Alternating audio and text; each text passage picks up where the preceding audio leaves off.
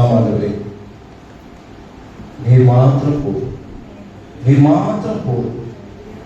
எவ்வளவு நம்பிக்கையான வார்த்தையானவர். எங்களை மீட்க உண்மையே நீ தந்தீர் ஆண்டவரே, நீ மாத்திரம் எங்களுக்கு போதும். அருமையான ஒரு பாடலை உடைய வார்த்தைக்கு முன்பதாக கேட்கிற உதவி செய்திருக்கிறீர்கள் ஆண்டவரே. நாங்கள் விசுவாசிக்கிறோம், நாங்கள் நம்புகின்றோம், நாங்கள் உறுதியாக பற்றி கொண்டிருக்கிறோம் ஆண்டவரே. அந்த ஒரு நிச்சயத்தோடு இந்த செய்தி எனக்கும் எங்களுக்கும் ஆசீர்வாதமா இருக்கிற பாராட்டும். நீ பேசும் ஆண்டவரே, நாங்கள் கேட்கிறோம். இயேசு மூலம் கேட்கிறோம் அன்புள்ள பிதாவே, ஆமென். ஹல்லேலூயா, ஹல்லேலூயா. சரி, இந்த நாளிலே நீங்கள் இவ்வளவு பேர் வந்திருப்பீர்கள் என்று சொல்லி கொஞ்சம் அவிசுவாசத்தோடு தான் இருந்தேன். ஏன்னா தீபாவளி நேரம், நிறைய ஊருக்கு சென்றிருப்பீர்கள். மழை நல்ல நமக்கு நல்ல தூக்கத்தை கொடுக்க கட்டி ஒரு சூழ்நிலை. இதுதான் சாக்குன்னு சொல்லி வீட்டில் இருக்கிற மக்கள் நிறைய பேர் உண்டு. ஆனாலும் நீங்கள் ஆண்டவரை நோக்கி ஆராதிக்கும்படியாக நீங்க வந்திருக்கிறீர்கள். அந்த நீங்க வந்த அந்த வாஞ்சையை ஆண்டவர் கண்டிப்பாக ஆசீர்வதிப்பார். ஹல்லேலூயா. ஆலயத்தில் வந்து ஒருவரும் கெட்டு போவதில்லை. ஆசீர்வாதங்களை ஆண்டவர் நிச்சயமாக தருவார். இந்த ஆசீர்வாதத்தோடு நாம் காத்திருப்போம். கர்த்தர் பெரிய காரியங்களை நமக்கு செய்வாராக. ஜெசி ரொம்ப அழகான ஒரு பாடல். ஆனா ரெக்கார்ட் பண்ணும்போது அது ஏதோ பாதியிலே கட் ஆயிடுச்சுன்னு சொன்னாங்க. பரவாயில்ல. ஆமா, பிசாசுக்கும் வல்லமை உண்டு. ஹல்லேலூயா. நீங்க மறந்துடாதீங்க. ஆமா, நீங்க நம்ம எதிர்த்து நிற்கிற பிசாசு சாதாரண ஆள் கிடையாது. ஆமா, என்ன உங்களுக்கு தெரியும்? நம்ம ஆண்டவரையே அவன் எதிர்த்து நின்றவன். ஆனாலும் ஆண்டவரை வெல்ல அவனாலே முடியாது, நம்மளையும் வெல்ல அவனால முடியாது. நம்பிக்கையுள்ள அழைச்சிடுங்க. ஆமா, அதனால பிசாசு வல்லமை இருந்தாலும் அவன் நம்மை வெல்ல முடியாது, நாம் கர்த்தரோடு இருந்தார். அதனால அந்த ஒரு கிருபையை ஆண்டவர் நமக்கு தந்திருக்கிறார். இந்த நாளிலே தேவனுடைய வார்த்தை மூலமாக ஆண்டவர் நமக்கு இடைவருவாராக. நல்ல ஒரு பாடல், நீ மாத்திரம் போதும். எனக்கு அது கேட்கும் போது அப்படியே கொஞ்சம் உள்ளத்திலிருந்து ஒரு பெரிய ஒரு மகிழ்ச்சியும் அதே நேரத்தில் ஆனந்த கண்ணீரும் எனக்கு வந்தது. இந்த வார்த்தை ரொம்ப முக்கியம் பாடல்ல. நீங்க பாடலுடைய வரிகளை ரொம்ப கவனிக்கணும். எந்த ஒரு பாடலை பாடினாலும் பாடுவது ராகமா இருக்கலாம், சத்தமா இருக்கலாம், இதெல்லாம். ஆனா வார்த்தைகளை ரொம்ப கவனித்து பாடும்போது தான் அது பிரயோஜனம். சும்மா வந்து கத்துவதற்காக அப்படியே அதற்காக பாடுவதில்லை. அந்த வார்த்தைகள் தான் முக்கியம். அது ஒரு செய்தி. நமக்கு பாடல் ஒரு செய்தி. செய்தி தான் நமக்கு தேவனுடைய வார்த்தை கொண்டு வருவதில்லை. பாடல் கொண்டு வரும், ஜெபம் கொண்டு வரும், சாட்சி கொண்டு வரும், செய்தியும் நமக்கு தேவனுடைய வார்த்தையை கொண்டு வரும். ஆகவே பாடல் பாடும்போது அந்த வார்த்தைகளை ரொம்ப அதிகமா கவனிக்கணும். நல்ல வார்த்தை. ஜெஸ்ஸியுடைய குரலை அது கேட்கும்போது ரொம்ப சந்தோஷமா இருந்தது. கர்த்தர் ஜெஸ்ஸியை தொடர்ந்து பயன்படுத்துவாராக, ஆசீர்வதிப்பாராக, காலங்களை பயன்படுத்துவாராக. ஒரு காரியத்தையும் சொல்லி ஆகணும். அலெக்ஸ் இல்லைன்னு சொல்லி நாங்க ரொம்ப கவலைப்பட்டிருக்கும் போது ஆண்டவர் ஜெஸ்ஸியை கொடுத்து இன்றைக்கு ஜெஸ்ஸி ஓரளவு அலெக்ஸ் மாதிரி இல்லைனாலும் கூட ஓரளவு கொஞ்சம் மேனேஜ் பண்ணிட்டு வரா. இன்னும் எனக்கு ஒரு வருஷத்துல அவ நல்லா பிக்கப் பண்ணிடுவான்னு நினைக்கிறேன். தனியா பாடலுக்கு அவளே மியூசிக் போடுற அளவுக்கு ஆயத்தமாகிடுவார் என்று நம்புகின்றேன். ஏன்னா அவனுக்கு இன்ட்ரெஸ்ட் இருக்குது. அலெக்ஸ்க்கு அந்த இன்ட்ரெஸ்ட் இருந்தது, அதனால அவன் ரொம்ப ஈஸியா கத்துக்கிட்டான். ஜெஸ்ஸிகிட்ட அந்த இன்ட்ரெஸ்ட் இருக்குது. அதனால இப்படி ஒரு நல்ல ஒரு இந்த நேரத்துல என்ன செய்யுதுன்னு யோசிக்கும் போது கர்த்தர் ஜெஸ்ஸி இந்த இதுக்கு பயன்படுத்த உதவி செய்தால் அது ஜெஸ்ஸியின் கர்த்தர் தொடர்ந்து பயன்படுத்தி ஆசீர்வதிப்பாராங்க. சரி, இது 3வது ஞாயிற்றுக்கிழமை. நான் 3வது ஞாயிற்றுக்கிழமை ஏற்கனவே உங்களுக்கு அறிவித்திருக்கிறபடி ஒவ்வொரு பாவத்தை குறித்து நான் சொல்லிக் கொண்டு வருகிறேன். கடந்த ஒரு 3 வருடங்களுக்கு முன்பதாக 40 நாள் வேத ஆராய்ச்சியிலே நம்முடைய தலைமை போதகர் இல்லாதவர்கள் வெளிநாட்டில் இருந்தாலும் நினைக்கிறேன். ஆஸ்பத்திரியில் இருப்போம், இது 2 ஏதோ ஒரு காரியம். அப்போ நான் தான் பைபிள் ஸ்டடி எடுத்தேன். அப்போ நான் இந்த பாவ பட்டியல்ல 40 நாள் 4 பாவங்களை குறித்து நான் ஒவ்வொரு நாளும் ஒவ்வொரு பாவத்தை குறித்து சொல்லிக் கொண்டு வந்தேன். அதை இப்பொழுது நான் தொடர்ந்து, ஏன்னா வேத ஆராய்ச்சிக்கு ஒரு சிலர் தான் நீங்க வந்தீர்கள். ஆகவே இந்த வார்த்தைகளை மீண்டுமாக நீங்கள் சபையாக கேட்க வேண்டும் என்பதற்காக மாதத்துக்கு 3வது ஞாயிற்றுக்கிழமையில இந்த பாவ பட்டியலை நான் தொடர்ந்து ஒவ்வொரு நாள் ஒவ்வொரு பாவத்தை குறித்து நான் உங்களுக்கு சொல்லிக் கொண்டு வருகின்றேன். முதல் அந்த நாட்களிலே அகந்தை என்கிற பாவம், அப்புறம் அறியாமை என்கிற ஒரு பாவம், அப்புறம் அவிசுவாசம் என்கிற பாவம், அசட்டை என்கிற ஒரு பாவம், அவசரம் என்கிற ஒரு பாவம், அசதி என்கிற ஒரு பாவம், அஞ்சனம் பார்ப்பது, குறி பார்ப்பது, கோள் பார்ப்பது, நாள் பார்ப்பது, இது ஒரு பாவம் என்று சொல்லி ஒரு நாள் பார்த்தோம். அடங்காமை ஒரு பாவம், அன்பின்மை ஒரு பாவம், அவமதிக்கிறது ஒரு பாவம், அச்சம் பயப்படுவது கூட ஒரு பாவம். கடந்த மாதத்திலே 3வது நாட்கள் அபகரிப்பது ஒரு பாவம் என்று சொல்லி இப்படியாக 12 பாவங்களை குறித்து பாவ பட்டியலை நாம் இதுவரைக்கும் பார்த்துவிட்டோம். இன்னைக்கு 13வது பாவமாக அறிவீனம் ஒரு பாவம்.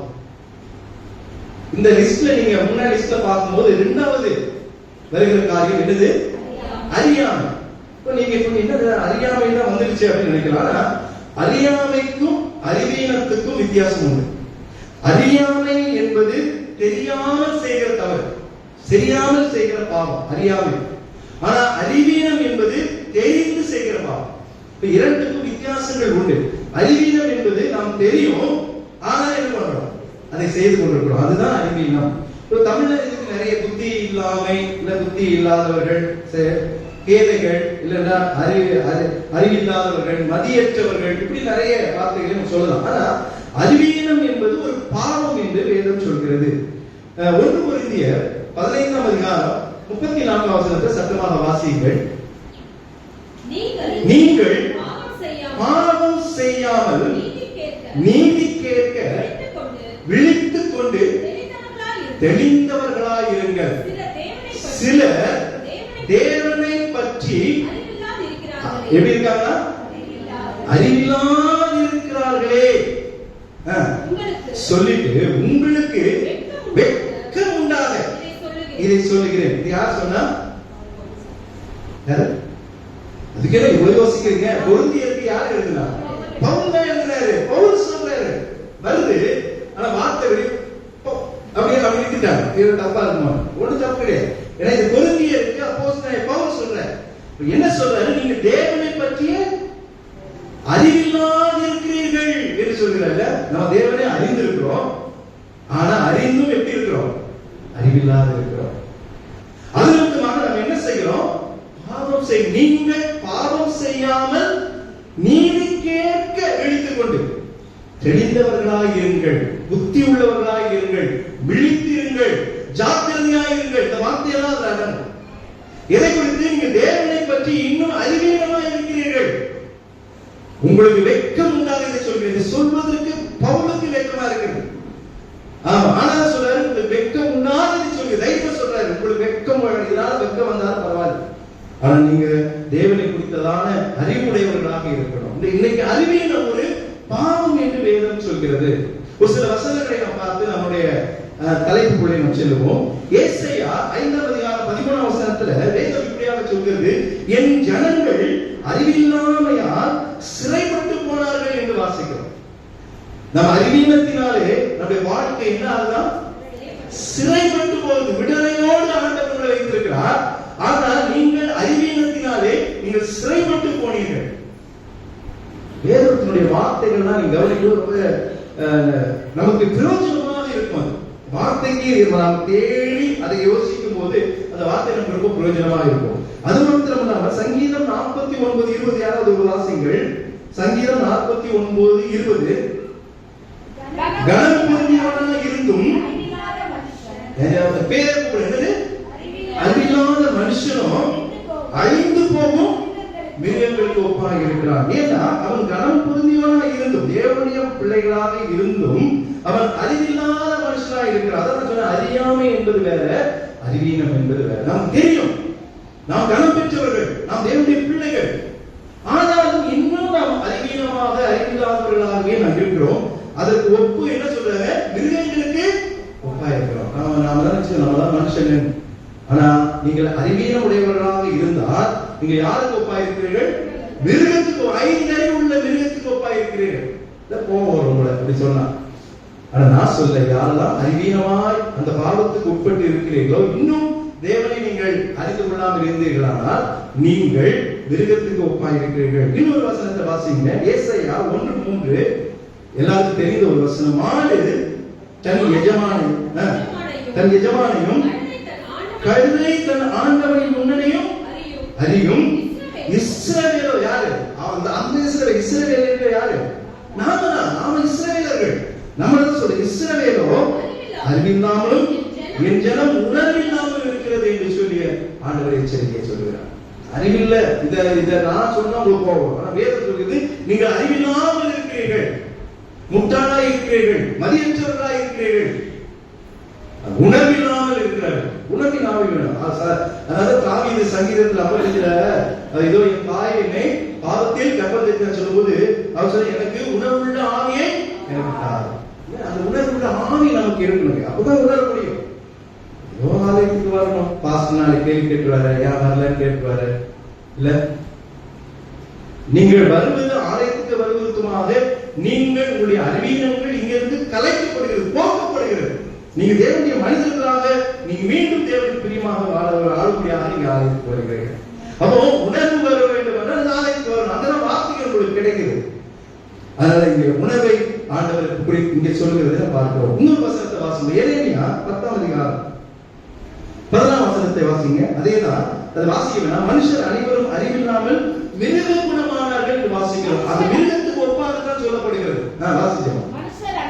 மனுஷர் அனைவரும் அறிவில்லாமல் மிருக குணம் உள்ளவர்களாக ஆனார்கள் என்று சொல்லுவோம். மிருக குணம் வேற, மனுஷ குணம் வேற இல்ல. உங்களுக்கு தெரியும், அதை விவரிக்க வேண்டிய அவசியம் இல்லை. அந்த மாதிரி ஒரு குணமுடையவர்களாக நீங்க மாறுகிறீர்கள் என்று வேதம் சொல்கிறது. ரொம்ப ஜாக்கிரதை உள்ளவர்களாக இருக்க வேண்டும். சரி, அப்போ அறிவீனம் என்பது பாவம். அப்ப எந்த காரியங்களிலே நாம் அறிவீனமாக இருக்கிறோம், அதுதான் இன்றைக்கு ஒரு 3 காரியங்கள். நிறைய காரியங்கள் சொல்லலாம், நேரம் போதாது. எனக்கு கொடுத்திருக்கிற அந்த நேரத்தின் அடிப்படையில் நான் 3 காரியங்களை சொல்லி நான் கடந்து போக ஆசைப்படுகிறேன். அதற்கு முன்னதாக நாம் தேவனை எவ்வாறாக நாம் அறிந்து வைத்திருக்கிறோம் என்பதை நாம் புரிந்து கொள்ள வேண்டும். கர்த்தர் நம்மை நேசிக்கிறாரா? கர்த்தர் நம்மை விரும்புகிறாரா? விரும்புகிறார். நாம் கர்த்தரை விரும்புகிறோமா? அப்ப நம்முடைய செயல்கள் ரொம்ப முக்கியம். நம்முடைய கிரியைகள் தேவனுக்கு பிரியமுள்ளதாக இருக்கிறோம். அவர் நம்மை பார்த்து வியப்படைய வேண்டும். ஒரு 100க்கு அதிபதியை பார்த்து ஆண்டவர் என்ன பண்ணார்? வியப்படைந்தார். இஸ்ரவேலர்களும் இப்படிப்பட்ட ஒரு விசுவாசத்தை, ஒரு மனிதன், நான் என்ன பண்ணல, இது ஒரு மனிதன் சொல்லிதான் பரவாயில்ல, இயேசு கிறிஸ்து தன் வாயால் சொன்னார். அப்ப எவ்வளவு தூரம் ஒரு வியப்படை செய்திருப்பாங்க அந்த மனிதன். யோசிச்சு பாருங்க. அந்த செய்கைகள் கிரியைகள் இதுதான் ஆண்டவரை பிரியப்படுத்தும். ஒரு ராஜா ஒருவர் இருந்தார்.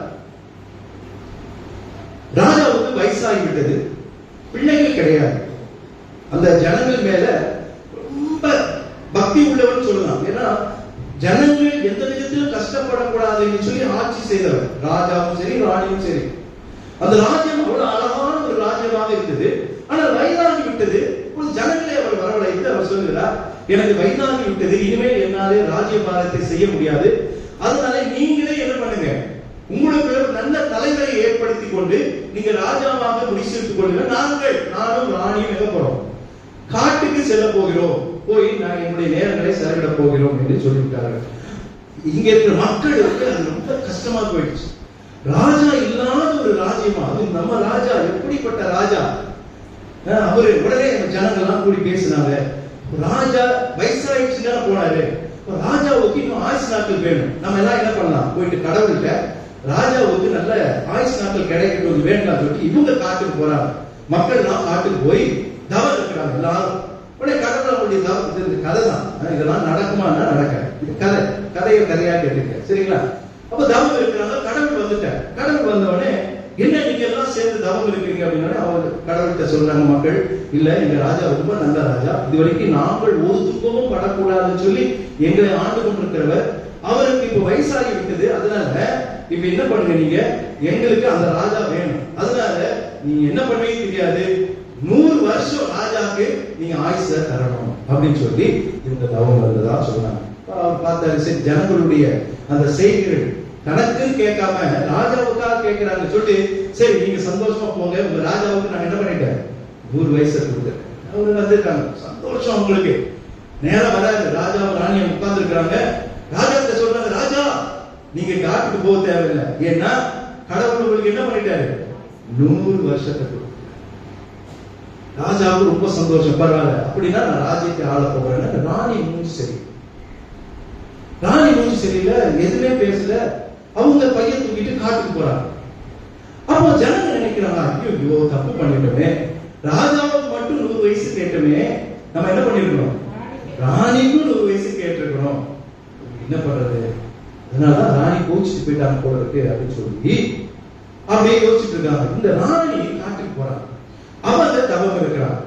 தவம் இருந்தோடனே கடவுள் வருகிறார். வந்து என்னமா உனக்கு வேணும்? நான் தான் உன் கணவருக்கு என்ன பண்ணிட்டேன், 100 வருஷம் கொடுத்துட்டேன், உனக்கு 100 வருஷம் வேணுமா?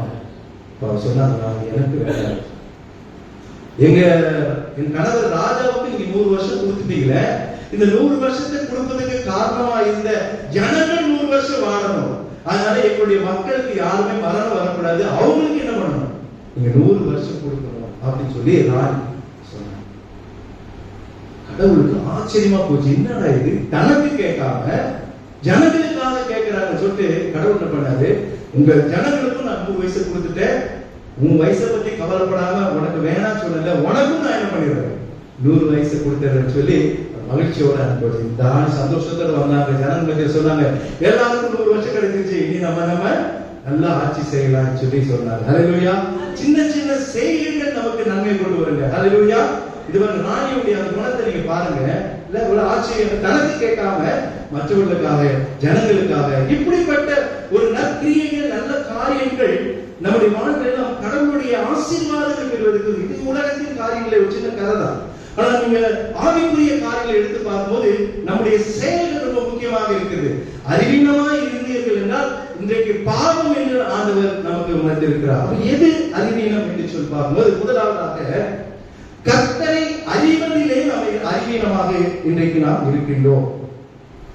கர்த்தரை எப்படியாக அறிந்து வைத்திருக்கிறோம்? தேவனை தெய்வமாக அறிந்திருக்கிறோமா, இல்ல நம்மை ஒருவராக அறிந்து வைத்திருக்கிறோமா? அறிவதிலே அறிவீனமுடையவர்களாக நாம் இருக்கின்றோம். ஒரு வசனத்தை வாசிங்க. எரேமியா 4ஆம் அதிகாரம் 22ஆம் வசனத்தை வாசிங்க. எரேமியா 4:22. என் ஜனங்களோ என்னவா, இது யார் சொன்னது தெரியுமா? கர்த்தர் சொல்லுகிறார். என் ஜனங்கள், நம்ம பார்த்தா சொல்றார், என் ஜனங்களோ, இதுக்கு நல்ல நம்ம தமிழ்ல சொல்றா என்னது, முட்டாள். என் ஜனங்கள் முட்டாள். நீங்க முட்டாள், நீங்க ஒருத்தர் திட்டுறீங்கன்னா முட்டாளே சொல்லி பாருங்க, அவங்க என்ன வரும், போகும். அதே நீங்க மதியற்றவனே சொல்லி பாருங்க, ஏதோ ஒரு வார்த்தையில சொல்றாங்க போயிட்டு, அது ரொம்ப கண்ணு தெரியாது, அந்த கோபப்படுற தன்மை வராது. ஆனா இவங்க ரொம்ப அழகா சொல்றாங்க, ஜனங்களும் மதியற்றவர்கள், என்னை அவர்கள் கர்த்தரை இன்னும் நாம் அறியவில்லை. அதான் தேவனை அறிவதிலே நாம் அறிஞராக இருக்கிறோம். தேவனை நீங்கள் எப்படி அறிந்து கொண்டிருக்கிறீங்க? ஒரு காலத்துல நாம் பாவத்திலே இருந்தோம், பாவத்திலே வாழ்ந்தோம், துன்மார்க்கத்திலே இருந்தோம், கர்த்தரை ஏற்றுக்கொண்டோம், மனம் திரும்பினோம், ரட்சிக்கப்பட்டோம், ஞானஸ்நானம் எடுத்தோம், தேவனுடைய சபையிலே நாம் சேர்ந்தோம், தேவனுடைய பிள்ளைகளாக நாம் அங்கீகரிக்கப்பட்டோம், தேவனுடைய பிள்ளைகளாக நாம் வாழ்ந்து கொண்டிருக்கிறோம். ஆனா இன்றைக்கு நம்முடைய வாழ்விலே கர்த்தர் சொல்கிறார், நீங்கள் இன்னும் என்னை அறிவதிலே அறிவீனமுடையவர்களாக இருக்கிறீர்கள் என்று நான் சொல்லல, கர்த்தர் சொல்கிறார். அறிவீனம் ஒரு பாவம். நீங்க தேவனை எப்படியாக அறிந்து வைத்திருக்கீங்கல்ல, தேவன் நமக்கு நன்மை செய்தால் நல்லவர், தேவன் நமக்கு தீமை செய்தால் என்ன ஆண்டவர், அவருக்கு காது கிடையாது, கை கிடையாது, மூக்கு கிடையாது, மூச்சு கிடையாது. இவ்வளவு ஜெபம் பண்றேன், இவ்வளவு பைபிள் வாசிக்கிறேன், இவ்வளவு சபைக்கு போறேன், ஆனா எதுவுமே நம்ம கரெக்டா செஞ்சது இல்லை. ஆனா நம்ம நினைச்சுக்கிறோம் எல்லாம் நம்ம பர்ஃபெக்டா இருக்கிறோம். நீங்க பர்ஃபெக்டா இருந்தா கூட உங்களுக்கு எல்லாம் எல்லா விதத்திலும் தீமைகள் நடக்கும். அப்படி பார்த்தா யோபுக்கெல்லாம் ஒரு தீமை வரக்கூடாது. அவனை போல நீதிமான் பூமியில ஒருவரும் இல்லை. இப்போ ஒரு தீமையும் அவன் அணுகாது. ஆனா மொத்த தீமையும் யோபுக்கு தான் வந்துச்சு, மொத்த இழப்பும் அவனுக்கு தான் வந்துச்சு, மொத்த பிரச்சனையும் அவனுக்கு தான் வந்துச்சு, மொத்த வியாதியும் அவனுக்கு தான் வந்துச்சு, மொத்த கவலையும் அவனுக்கு தான் வந்துச்சு. வேற யாருக்கும் வந்ததா பரவாயில்ல. ஏன்னா அவனை தேவன் சாட்சி கொடுத்தார், அவனை போல நீதிமான். கர்த்தரை அறிவதிலே அவன் உண்மையாய் புத்திசாலி உள்ளவனாய் இருந்தான், புத்திசாலியா இருந்தான். அதனாலதான் எவ்வளவு பிரச்சனை இருந்தாலும் கர்த்தரை விட்டு விலகாதபடி அவர் இன்னார் என்று நான் அறிந்திருக்கிறேன். ஆமா, ஆராய்ச்சி முடியாத பெரிய காரியங்கள் செய்யும். அப்படிதான் அவர் சொல்றாரு. எப்போ, எந்த சூழ்நிலையில, எல்லாம் இடத்திற்கு நிலை. கர்த்தரை அறிவதில்லை எவ்வளவு ஆபத்துகள் வருகிறது, எவ்வளவு வியாதிகள் வருகிறது, எவ்வளவு சண்டைகள் வருகிறது, எவ்வளவு பயங்கரமான பிரச்சனை வருகிறது. குடும்பத்திலே பிரச்சனை, சபையில பிரச்சனை, தனிப்பட்ட முறையில பிரச்சனை, நண்பர்கள பிரச்சனை, எவ்வளவு பிரச்சனை. மத்தியில் கடந்து வரும்போது நாம் தேவனை குறை சொல்லிக் கொண்டிருக்கிறோம். தேவனை எப்படிப்பட்டவர் என்பதை இன்னும் அறிவீனமாக நாம் இருக்கின்றோம். நீங்க தேவனை அறிந்து கொள்ளணும்னா ஒண்ணே ஒண்ணுதான், வேதத்தை வாசி. வேதத்தை வாசிக்காம நீங்க தேவனை அறிந்து கொள்ள, இயேசுவை நீங்க அறிந்து கொள்ளணும்னா உங்களுடைய உள் மனதால நீங்க உங்களுடைய ஒரு அமைதியினால நீங்க அறிந்து கொள்ள முடியாது. கர்த்தருடைய வார்த்தை மூலமாக தான் நீங்க தேவனை அறிந்து கொள்ள. கர்த்தர் நமக்கு அருமையான ஒரு வேதாகமத்தை வைத்திருக்கிறார். இந்த பைபிளை நம்ம எத்தனை பேர் படிக்கிறோம்? இன்னைக்கு நீங்க எத்தனை பேர் படிச்சீங்கன்னா கை தூக்குறீங்க? கை தூக்குறோம்னு இருப்பீங்க. நான் கை தூக்க சொல்ல மாட்டேன், அந்த பிரச்சனையை நான் எடுக்க மாட்டேன். வேதத்தை காலையில் எழுந்து நீங்க வேதத்தை வாசிக்காம ஜெபம் பண்ணாம எழுந்திருக்க கூடாது. வேதத்துடைய அறிவியங்களை கலைக்கும். தேவன் எப்படிப்பட்டவர் என்பதை வெளிப்படுத்தும். இன்னைக்கு வேதத்தின் மூலமாக அவர் புத்தி உள்ளவர்களாக நடந்தார்கள் என்று வேதத்தில் நிறைய உதாரணத்தை சொல்ல போறோம். ஓசியா 4ஆம் அதிகாரம் 16 வசனத்தை 6 வசனத்தை வாசிங்க. ஏதாவது தெரிஞ்ச வசனம்னா ஓசியா 4:6 என் ஜனங்கள் அறிவில்லாமையால் சங்காரமாகிறார்கள். எதனால அவங்க சங்காரமா போனாங்க? அறிவீனத்தினாலே. நல்ல கவனிங்க. என் ஜனங்கள் ஆண்டுடைய பிள்ளைகள். நான் யாரையோ குறித்து பேசல, நம்மை குறித்து நான் பேசிக் கொண்டிருக்கிறேன். ஏன்னா அறிவீனம் ஒரு பாவம்.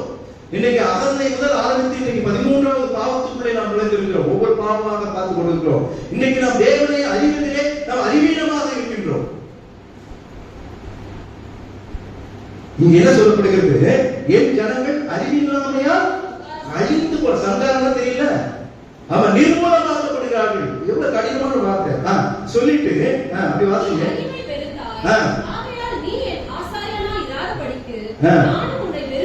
வெறுத்து விடுவேன்.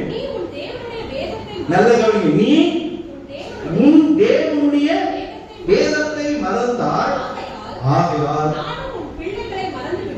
ஆண்டவர் நீ வேதத்தை மறந்தால் நான் உன்னை மறந்து விடுவேன் சொன்னா பரவாயில்லை, அது ஒரு தண்டனை, பரவாயில்ல, ஏற்றுக்கொள்ளலாம். வேதத்தை படிக்காதவர்களுக்கு ஆண்டவர் சொல்லிட்டாரு, நீ வேதத்தை படிக்கல, வேதத்தை மறந்துடல, நான் உன்னை மறந்துடுவேன், அதுவே பெரிய தண்டனை. ஆனா ஆண்டவர் சேர்த்து என்ன சொல்ற தெரியுமா? உன்னை மாத்திரமல்ல உன் பிள்ளைகளையும் மறந்து விடுவேன்.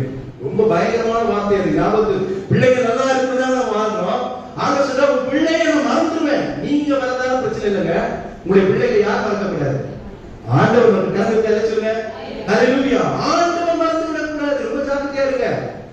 என் பிள்ளைகளே, உன் பிள்ளைகளே, உங்கள் பிள்ளைகளே ஆண்டவர் மறந்து விட்டாங்கன்னா ரொம்ப கஷ்டம்.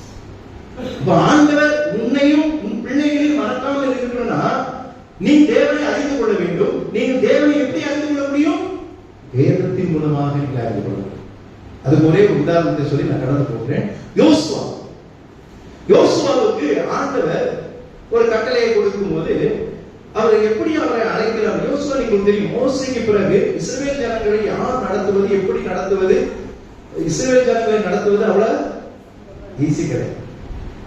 ஆமா, ஒரு 5 பேர் 6 பேர் இருக்கிற ஒரு குடும்பத்தை நடத்துவதற்கு நாக்கு கல்லிடு. அப்படிதான் சொல்லுவாப்பா. ஒரு நாள் போகுது, ஒரு யுகம் போகிற மாதிரி.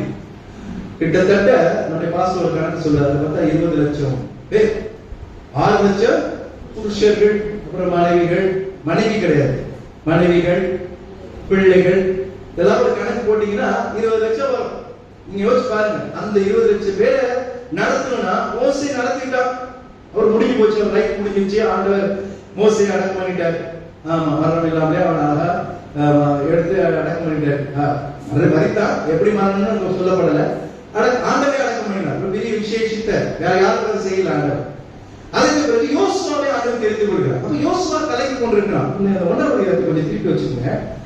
அப்போ நீங்க 7ஆம் வசனத்தை வாசிங்க. யோசுவா 1ஆம் அதிகாரம் 1 நிமிஷம் நான் எடுத்துக்கிறேன். வாசிங்க.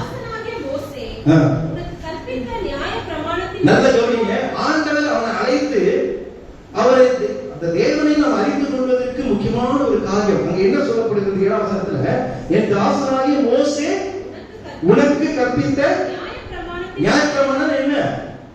ஆண்டவருடைய வார்த்தை, வேதம். நியாயப்பிரமாணத்தின்படி எல்லாம் செய்ய கவனமாக இருக்கும்படி, கவனமாக இருக்க மாத்திரம் மிகவும் பலம் கொண்டு திடமனதாயிரு. நீ போகும் இடமெல்லாம்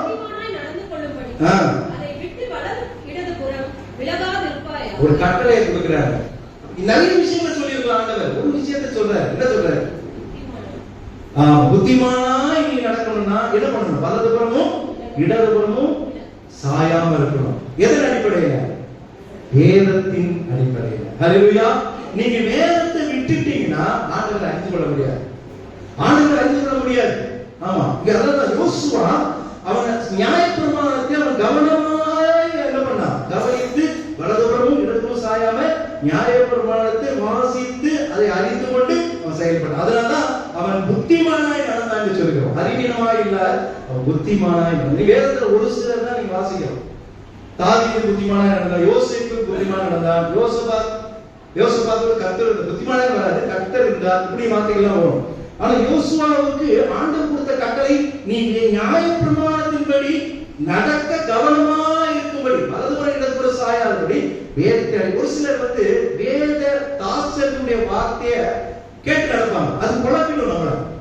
நீங்க வேதத்தை தான், நான் பேசுறத கூட நீங்க நம்பாதீங்க, நான் பேசுறது சரியான வேதத்தை ஆராய்ந்து நீங்க இருக்காங்க. அதுதான் நீங்க இயேசுவுடைய வார்த்தையை நம்பணும், வேதத்தை இயேசுடைய வார்த்தையாக வேதத்தை நம்பணும். என்னுடைய வார்த்தைகளை கவனிங்க.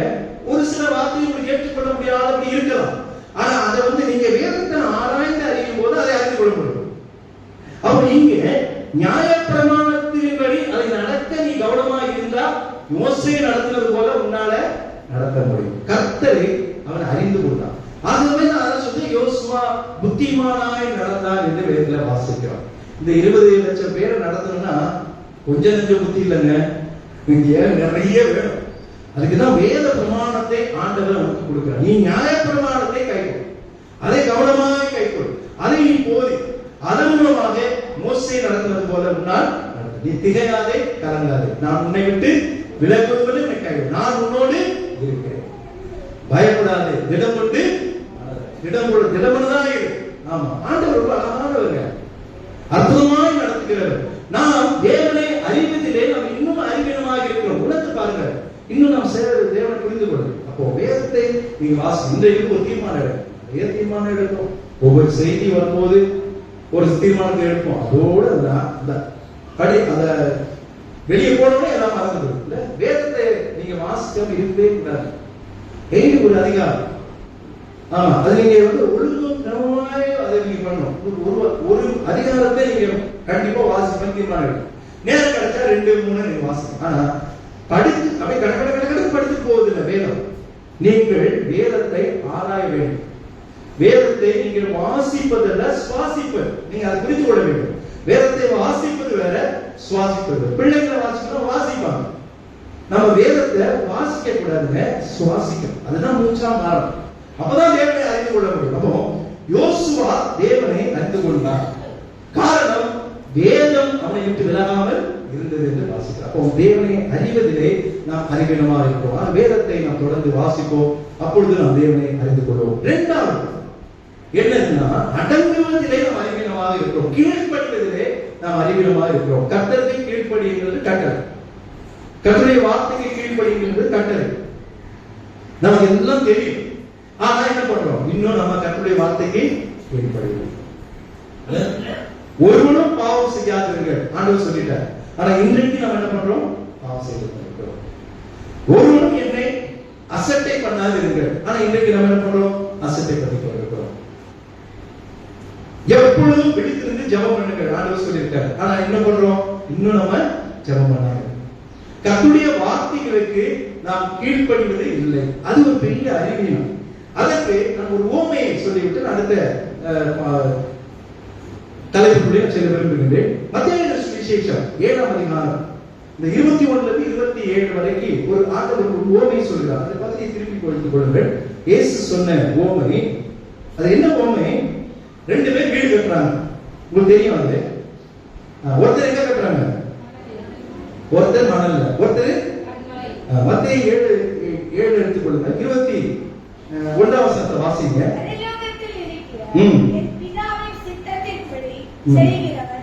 இல்லம்மா சாரி, நீங்க 24 வாசிங்க. ஆகையால் நான் சொல்லி இந்த வார்த்தைகளை கேட்டு இவைகளின்படி செய்கிறவன் எவனோ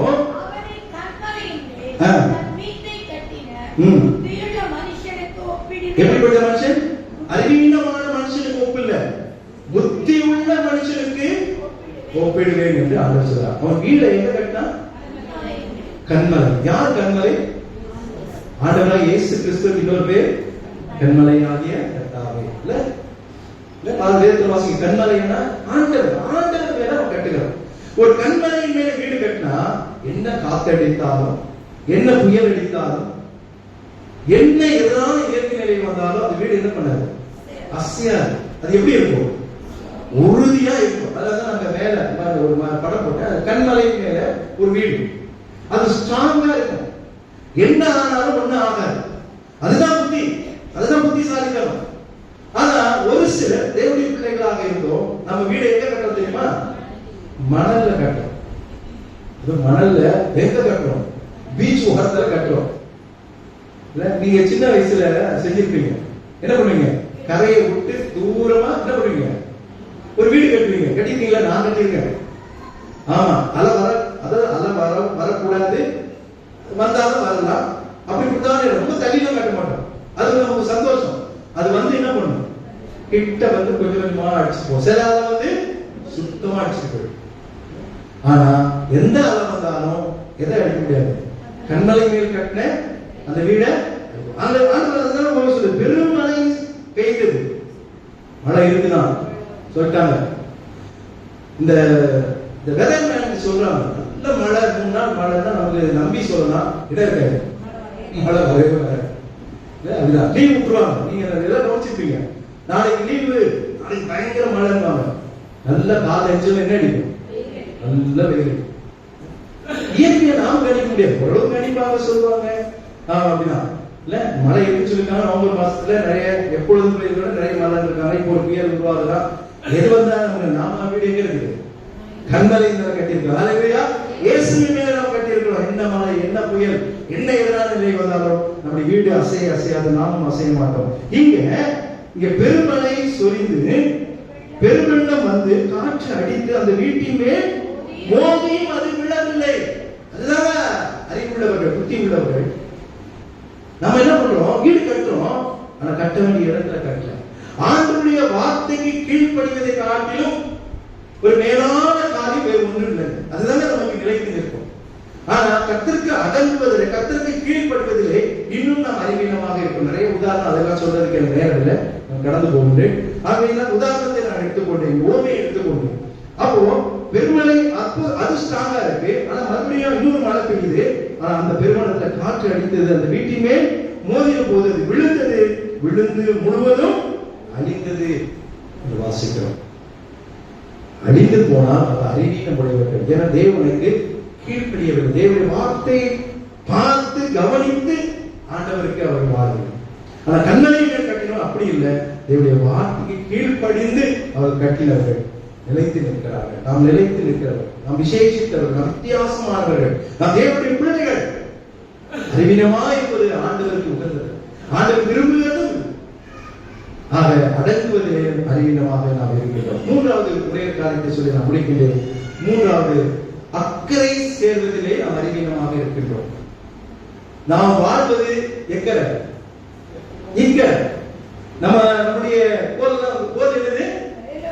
ஆமா, அதுக்கு பேர் என்னது? அக்கறை.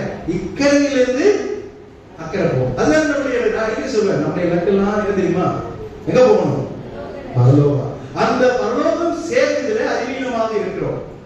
சில பேர் என்ன நினைக்கிறாங்கன்னா, ஆண்டவரை நம்பணும், ஆண்டவரை பிள்ளையா இருக்கணும், சர்ச்சுக்கு வரணும், நம்ம இந்த வாழ்க்கை இதோடு முடியும்னு நினைக்கிறாங்க. இது அல்ல, இது உங்களுக்கு டெம்பரரி. நமக்கு நிரந்தர வாழ்க்கை பரலோகத்துல, நித்திய காலமா எங்க வளர்ப்போம்? பரலோகத்துல வாழ. அப்ப நீங்க தேவனுக்கு நீங்கள் உண்மையாய் பயந்து கீழ்ப்படிந்து பரிசுத்தமாய் வாழும் போதுதான் அக்கறைக்கு செல்ல முடியும். அதுதான் அறிவீனமாக இருக்கின்றோம். ஒரே ஒரு ஊமை ஆண்டவர் சொல்லியிருந்தா, அதை சொல்லி நம்முடைய வாசிக்க கேட்ட மத்தேயு சுவிசேஷம் 25ஆம் அதிகாரத்துல ஆண்டவர் ஒரு ஊமை சொல்கிறார். பரலோக ராஜ்யத்துக்கு யார் செல்வார்கள் என்பது ஊமையாக சொல்லப்படுகிறது. 10 கன்னிகைகள், 10 பேர், 5 பேர் என்ன பேர்? அவங்களுக்கு புத்தி உள்ள பேர் கொடுக்கப்படல. 5 பேருக்கு பேர் எல்லாம் கிடையாது, பேர் வைக்கல. பொதுவா சொல்லிட்டார் ஆண்டவர். அவர்கள் யார்? புத்தி உள்ளவர்கள். அவர்கள் இக்கரையிலிருந்து எங்க போவாங்க? அக்கறை சேர்வார்கள் என்ற புத்தி உள்ளவர்கள். ஆனா இன்னும் 5 பேர் இருக்கிறாங்க, இக்கரையிலிருந்து அக்கறை செல்ல முடியாதபடி எக்கரைக்கு போறாங்களோ தெரியாது. எங்க போவாங்க? நரகத்துக்கு தான் போவாங்க. ஆமா, ஏன்னா அவர்கள் புத்தி இல்ல, அறிவீனமானவர்கள். நாம் அக்கறை பரலோகம் சேர்வதிலே அறிவுடையவர்களாக இருக்கிறோம். அதுதான் நமக்கு இலக்கு. இந்த உலகம் பயங்கர கஷ்டங்க. வீட்டுல பிரச்சனை, புருஷன் பிரச்சனை, மனைவி பிரச்சனை, பிள்ளைங்க பிரச்சனை, வியாதி பிரச்சனை, பற்றாக்குறை பிரச்சனை, கவலை, கனி எல்லாம் இருக்குங்க. எல்லாம் கொஞ்ச நாள் 60 வயசோ 70 வயசோ 10 வாழக்கூடியவங்களுக்கு 100 வருஷமோ 5 வருஷமோ 10 வருஷமோ இருக்கும். ஆனா நிரந்தரம் என்பது எங்க? பரலோகம். அதுதான் நம்ம இலக்கா இருக்கணும். ஜெபம் பண்ணும்போது நீங்க யாரோ ஒருத்தர் ஜெபம் பண்ணாங்க, அந்த வார்த்தை வந்துச்சு, நோட் பண்ணணும்னு நினைச்சேன். ஆமா, நம்முடைய இலக்கெல்லாம் பரலோகம். அது பரலோகம் சேர்ந்ததுக்காக நம்ம அக்கறைப்பட வேண்டும். அக்கறைக்கு போக வேண்டும் என்றால் அக்கறையோடு இருக்கணும். அதுதான் ரொம்ப முக்கியம். இங்கே தேவனை அறிவதிலே நாம் அறிவீனமாக இருக்கிறோம், தேவனுக்கு அடங்குவதிலே அறிவீனமாக இருக்கிறோம், அக்கறை சேர்வதிலே அறிவீனமாக இருக்கிறோம். கல்லாரிலே கால் வைத்தவர்கள் யாரும் எங்க போகக்கூடாது? நரகத்துக்கு போகக்கூடாது. எங்க போகணும்? மோட்சத்துக்கு, பரலோகத்துக்கு போகணும். அக்கறைக்கு செல்லணும். அதற்கு புத்தி உள்ளவர்களாக இருக்கணும். அதற்கு அவசியமானது பரிசுத்தம். இங்க 5 கன்னிகைகள், நீங்க அதை கவனிங்க, வீட்டுல கொஞ்சம் பொறுமையா படிச்சு பாருங்க, ரொம்ப அழகா இருக்கும். எல்லாருமே என்ன வச்சிருந்தாங்க? தீவட்டி வச்சிருந்தாங்க. தீவட்டி வச்சிருந்தாங்க. ஆனா 5 பேர் தான் என்ன வச்சிருந்தாங்க? எண்ணெய் வச்சிருந்தாங்க. 5 பேர் வித்தியாசம் ஒண்ணு இல்லை. இவர்கள் எண்ணெயோடு சென்றார்கள், இவர்கள் எண்ணெய் இல்லாம சென்றாங்க. 10 பேருமே தூங்குனாங்க. 5 பேர் முடிச்சுலாம் இல்லை, இவங்களும் தூங்குனாங்க, இவங்களுக்கு மனமானது வர தாமதமானது, லேட் ஆயிடுச்சு. நமக்கு தெரியாது எப்ப வர, தெரியாது. இப்ப வரலாம், இந்த நொடியில வரலாம், யாக்கையில இல்ல. ஆமா, இயேசுவே சொன்னாரு, வரது எனக்கு தெரியும், திருடன் வருகிற மாதிரி நான் வருவேன். திருடன் சொல்லிட்டா வருவான்? லெட்டர் போட்டு வருவானா? ஹலோ ராஜ்குமார் புதர், இத்தனை மணிக்கு இந்த மணி நேரத்துல உங்க வீட்டுல வந்து நான் திருடன் சொல்ல மாட்டான். திருடன் வருவான், திருடி போயிடும். மனமானவன் வர தாமதித்த போது சத்தம், சத்தம், எக்கால போகுது, எல்லாம் தூங்க. 10 பேருமே தூங்குறாங்க, 10 பேருமே எந்திக்கிறாங்க. இவங்க பார்த்தாங்க தீவட்டி அப்படியே அணையிற மாதிரி இருக்கு. ஊத்திங்களே 5 பேர் கட கட கட ஊத்துறாங்க. தீ எப்படி என்னது எரி. இந்த 5 பேர் எந்திக்கிறாங்க, அணையிற மாதிரி இருக்கு. பாக்குறாங்க, என்ன இல்லை. ஆடாடா, எல்லாம் ஆண்டு வந்து ரெடியா இருக்குமே, முக்கியமானதை கொண்டு வரலையே. என்ன இல்லை? என்ன போய் கேட்கிறாங்க 5 பேர்கிட்ட, நீங்க வச்சிருக்கீங்களே? கொடுக்க முடியாதுங்க. உன் பரிசுத்தம் உனக்குரியது, என் பரிசுத்தம் எனக்கு. நான் உங்களை பரிசுத்தப்படுத்த முடியாது. நான் ஒன்று செய்வது மூலமாக, கொடுப்பது மூலமாக உங்களை பரிசுத்தப்படுத்த முடியாது. யார் பரிசுத்தப்படுத்த முடியும்? பரிசுத்த ஆவியானவர் தான் உங்களை பரிசுத்தப்படுத்த முடியும். அந்த எண்ணெயோடு வாழ்வதுதான் புத்தி. நீங்க அறிவீன உடையவர்களாக இருக்கிறீர்கள். இவங்க 5 பேர் சிரிச்சுட்டே போறாங்க. அதை பாருங்க, 5 பேர் அழகா சிரிச்சுட்டே போறாங்க. இவங்க சொல்லிட்டாங்க, உங்களுக்கு வேணும்னா நீங்க கடையில போய் வெயிட் பண்ணுவாரா? அவரு வெயிட் பண்ணுவாரா? அவரு நாம தான் வெயிட் பண்ணிட்டு இருக்கோம். அவர் வருவாரு, கூப்பிடுவாரு, கிளம்பிட்டே இருப்பாரு. போக வேண்டியதான். போயிட்டு வரது காட்டியும் என்ன ஆச்சு? கதவு அடைக்கப்பட்டது. 5 பேரை கூப்பிட்டு போயிட்டாங்க. இதுல யார் புத்தி உள்ளவர்கள், யார் புத்தி இல்லாத? அக்கறை செய்வதிலே அறிவீனம். அறிவீனம் ஒரு பாவம். இன்னைக்கு அந்த பாவத்தை குறித்து ஆண்டு உணர்ந்திருக்கிறார். அறிவீனம் ஒரு பாவம். அறிவதிலே அறிவீனமாக இருக்கிறோம், அடங்குவதிலே அறிவீனமாக இருக்கிறோம், அக்கறை செய்வதிலே அறிவீனமாக இருக்கிறோம். நம்முடைய அறிவீனத்தை கரைவோம், ஆண்டவரை பற்றிக் கொள்வோம், ஆண்டவருக்கு கீழ்ப்படுவோம், பலனும் செய்வதற்கு ஆயத்தமாகும். கர்த்தர் நம்முடைய வாழ்வை அதிசயங்களை காண தோணும். கர்த்தர் பெரிய காரியங்களை நமக்கு செய்வார்கள். கர்த்தர் நம்மை ஆசீர்வதிப்பாராக.